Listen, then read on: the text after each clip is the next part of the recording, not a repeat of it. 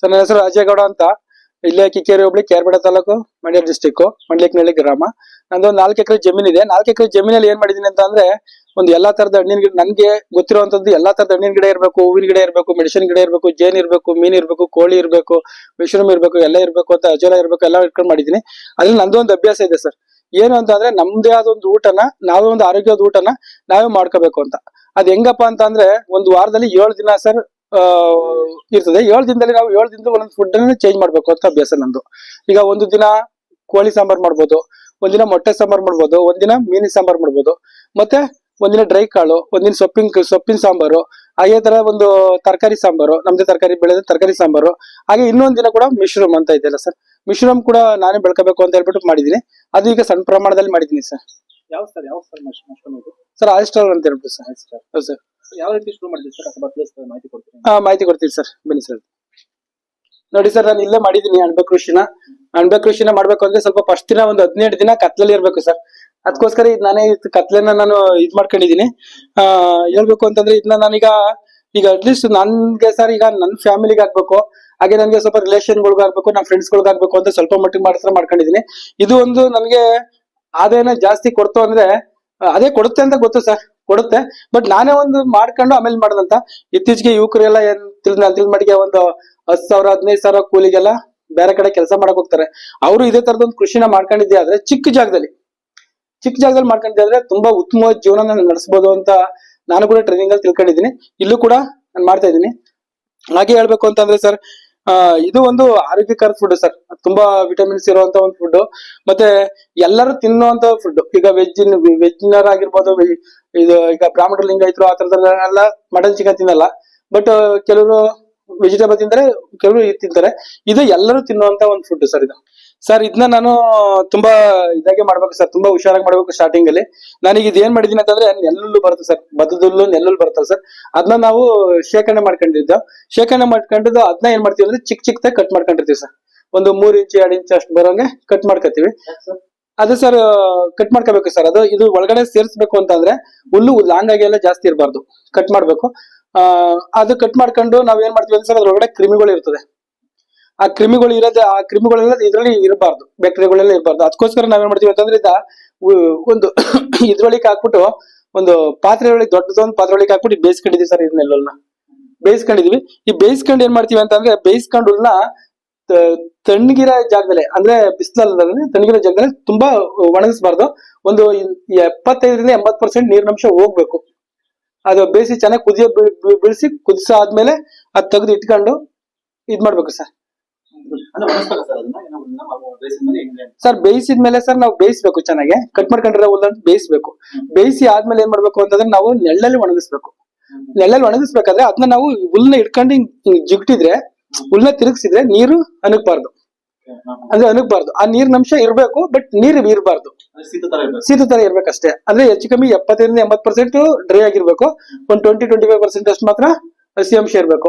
ಅದನ್ನ ನಾವೇನ್ ಮಾಡ್ತೀವಿ ಅಂದ್ರೆ ಸರ್, ಇಲ್ಲಿ ನಿಮಗೆ ಕಾಣ್ತದೆ, ಇಲ್ಲಿ ಒಂದು 3 ಇಂಚ್ನಷ್ಟು ಹುಲ್ನ ತುಂಬಿದೀವಿ ಫಸ್ಟ್. ಅಷ್ಟು ಬೀಜ ಇದೆಯಲ್ಲ, ಈ ಬೀಜನ ನಾವು ಮಾರ್ಕೆಟ್ ಅಲ್ಲಿ ತಗೊಂಡ್ಬಂದಿದ್ದೀವಿ. ಮಾರ್ಕೆಟ್ ತಂದ್ಬಿಟ್ಟು ಸರ್, ಇದು ಒಂದ್ ಲೇಯರ್ ಇಲ್ಲಿಗೆ ಹಾಕಿದ್ವಿ ಸರ್. ಇಲ್ಲಿಗೆ ಮುತ್ತು ಜೋಡಿಸ್ದಂಗೆ ಸುತ್ತ ಹಾಕಿದ್ವಿ ಸರ್. ಅಲ್ಲಿ ಹಾಕಿದ್ಮೇಲೆ ಮತ್ತೆ ಹಸಿ ಹುಲ್ಲು ಹಾಕಿದ್ವಿ ಸರ್. ಸರ್ 1 kg ಮ್ಯಾಕ್ಸಿಮಮ್ ಅಂದ್ರೆ 12ರಿಂದ 13 ಆಗುತ್ತೆ ಸರ್. ಇದು 12-13 ಪ್ಯಾಕೆಟ್ ಆಗುತ್ತೆ ಸರ್ 1 kg ಬೀಜ. ಅದು ಸರ್. ಆಮೇಲೆ ಅದನ್ನ ನಾವು ಒಂದ್ 2 ಇಂಚ್ ಒಂದ್ಸಲ 2 ಇಂಚ್ ಒಂದ್ತರ ಹಾಕೊಂಡ್ ಬಂದಿದೀವಿ, 3 ಇಂಚ್ ಒಂದ್ಸಲ ಮಾಡ್ಬಿಟ್ಟು ಅಲ್ಲಿಗೆ ಬೀಜನ ಹಾಕಿದೀವಿ ಸರ್. ಈಗೆಲ್ಲ ನಮ್ಗೆ 10 ದಿನ ಆಗಿದೆ ಸರ್. ಈಗ ನಿಮಗೆ ಗೊತ್ತಾಗ್ತಿದೆ, ಬ್ರೂಸ್ಟ್ ಎಲ್ಲ ಓಪನ್ ಆಗಿದೆ, ಇದಾಗ್ತಾ ಇದೆ, ಬೃಹತ್ ಆಗ್ತಾ ಇದೆ. ಇದನ್ನ ಸರ್ ನಾವು ಆಮೇಲೆ ಈ ತರ ಪ್ಯಾಕ್ ಮಾಡಿ ಒಂದು ರಬ್ಬರ್, ಈ ತರ ಎಲ್ಲ ರಬ್ಬರ್ನ ಹಾಕಿ ಕಟ್ಟಿರ್ತೀವಿ ಸರ್. ಕಟ್ಟಾದ್ಮೇಲೆ ಇದು ಜಾಗ ಚಿಕ್ಕದಾಗ ಅದಕ್ಕೋಸ್ಕರ ಇದನ್ನ ಸಿಂಪಲ್ ಆಗಿ ನಾವು ದಾರನ ತಗೊಂಡು, ಈಗ ಇದನ್ನ ಕೆಲವ್ರು ಏನ್ ಮಾಡ್ತಾರೆ ಅಂದ್ರೆ ಒಂದ್ ಇಡ್ತಾರೆ. ಇದೇ ತರ ನಾವ್ ಇಷ್ಟು ಬಾಕ್ಸ್ ಇಡ್ತೀವಿ ಅಂದ್ರೆ ತುಂಬಾ ಜಾಗ ಬೇಕು. ಇದನ್ನ ಒಂದ್ರ ಮೇಲೆ ಈ ತರ ಸ್ಟೆಪ್ ಆಗಿ ಮಡ್ಗಕ್ ಹೋದ್ರೆ ಏನಾಗಲ್ಲ. ಆತರ ಮಡಗಿದ್ವಿ ಸರ್. ಇದೀಗ ಕತ್ಲೆ ಮನೇಲಿ ಇದೆ, 18 ದಿನ ಇರ್ಬೇಕು, ಕತ್ಲೆ ಮನೇಲೆ ಇದೆ. ಇನ್ನು ಆಮೇಲೆ ಬೆಳಕನ್ನ ಬಿಡ್ಬೇಕು. ಬಿಟ್ಟಾದ್ಮೇಲೆ ಸರ್, ಈಗ ಇದಕ್ಕೆ ಒಂದು 4 ಹೋಲ್ಸ್ ಕೂಡ ಮಾಡ್ಬೇಕು ಸರ್. ಇಲ್ಲಿ ನಿಮ್ ಇಲ್ಲಿಗೆ ಒಂದು 4 ಹೋಲ್ಸ್, ಮತ್ತೆ ಅದೇ ತರ ಇಲ್ಲಿಗೊಂದು 4 ಹೋಲ್ಸ್, ಮತ್ತೆ ಅದೇ ತರ 4 ಹೋಲ್ಸ್ ಈ ತರ ಮಾಡಿರ್ತೀವಿ. ಅಂದ್ರೆ ಒಳಗಡೆ ಇರೋ ಇದು ಈಚೆಗಡೆಗೆ ಬರ್ಬೇಕು, ಗಾಳಿ ಅಂಶ ಏನಾದ್ರು ಇದ್ರೆ ಬಂದ್ಬಿಡುತ್ತೆ.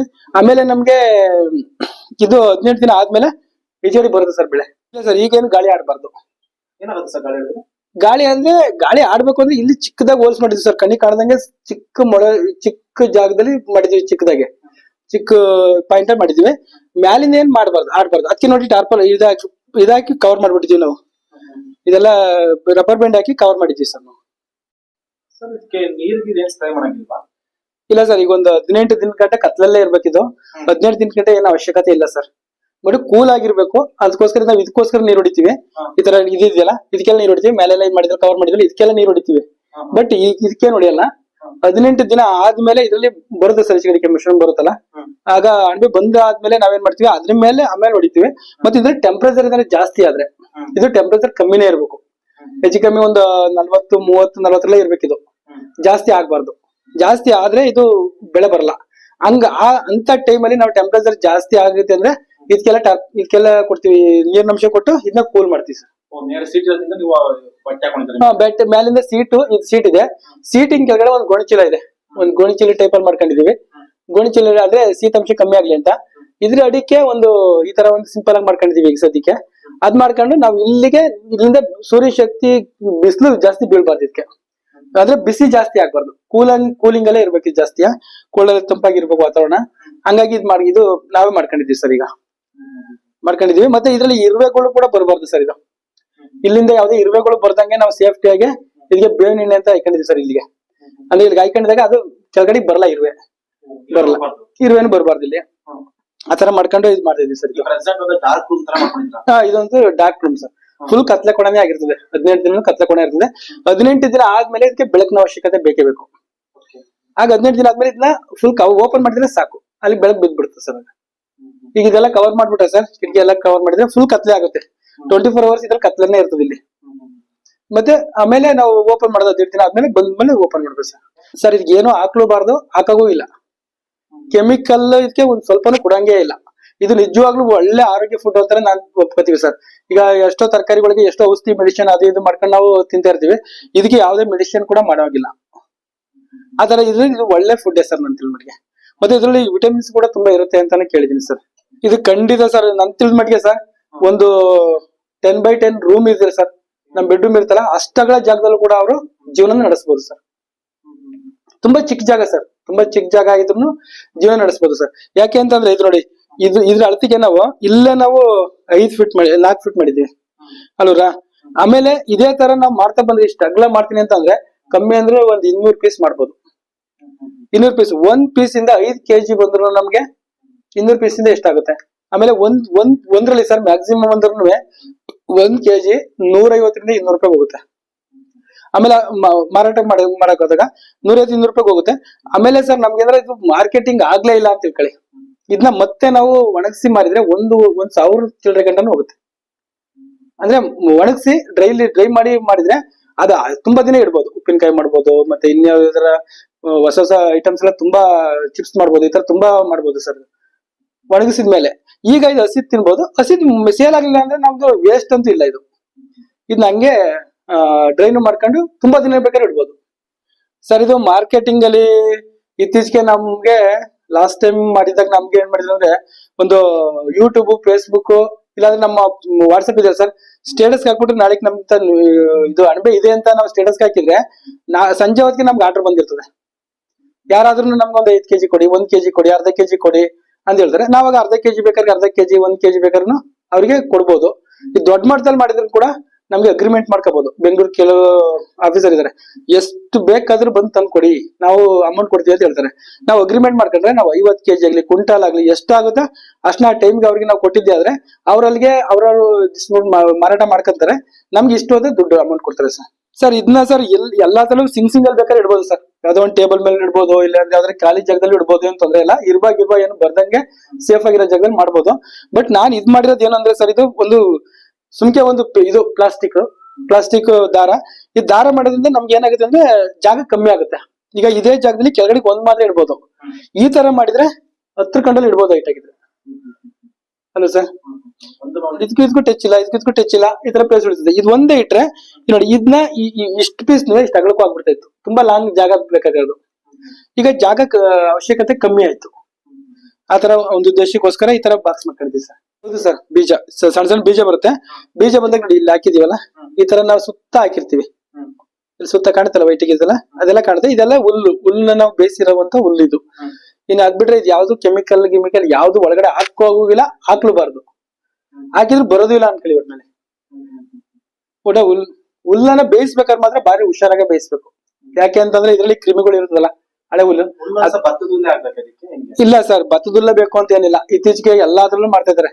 ಅವ್ರವ್ರಿಗೆ ಅವಶ್ಯಕತೆ ಇರೋದು, ಅವ್ರ ಭಾಗದಲ್ಲಿ ಏನ್ ಸಿಗುತ್ತೆ ಅದನ್ನ ಮಾಡ್ತಾರೆ. ಈಗ ಅಲ್ಜೋಳ ಕಡ್ಡಿಲು ಅಲ್ಜೋಳ ದಿಂಡಲು ಕೂಡ ಮಾಡ್ತಾ ಇದಾರೆ. ಆಮೇಲೆ ನೆಲ್ಲಲ್ಲೂ ಮಾಡ್ತಾ ಇದಾರೆ. ಆಮೇಲೆ ಕೆಲವು ಜೋಡು ಇದು ಉಯ್ದಲು ಅಂತ ಬರ್ತಲ್ಲ, ಅದೆಲ್ಲದ್ರಲ್ಲೂ ಮಾಡ್ತಾರೆ.